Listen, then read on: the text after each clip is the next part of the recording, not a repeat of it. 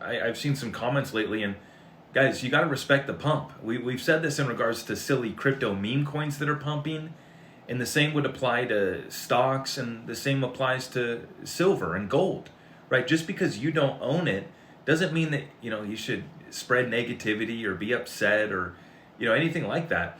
You want to respect the pump. It's great for crypto, in my opinion, that gold and silver are pumping.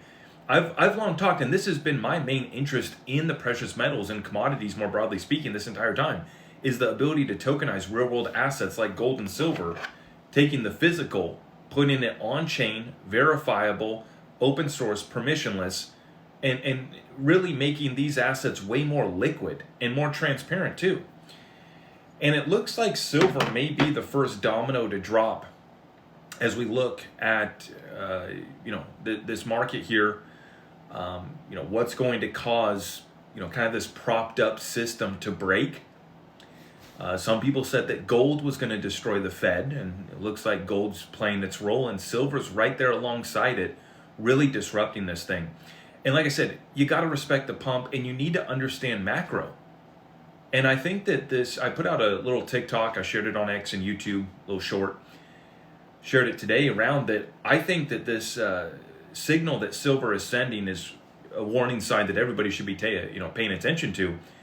But also, silver is exposing those guys out here that are pretending to have macro analysis, right?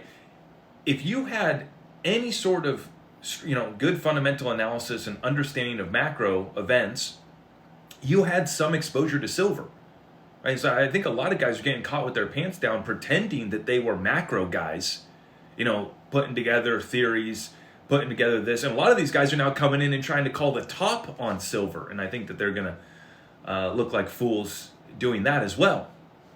But I think that it's really exposed a lot of people. A lot of guys pretending to have macro analysis, but yet they had no exposure to silver, no exposure to gold, right? I don't have gold. I just keep it real with you guys, but I definitely pack my bags on silver.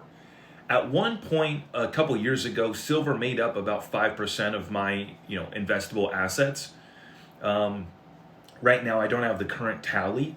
I've stacked a lot more crypto over the past couple years, and so the percentage of silver to my net worth, had probably dropped down to probably 2 or 3% if I had to guess. But now that it's growing so quickly, I'm gonna have to go back and tally that up. But this is the whole point that I'm trying to make, guys, is that when you understand macro, when you understand fundamentals, you invest in the assets when they're not sexy, when they're boring.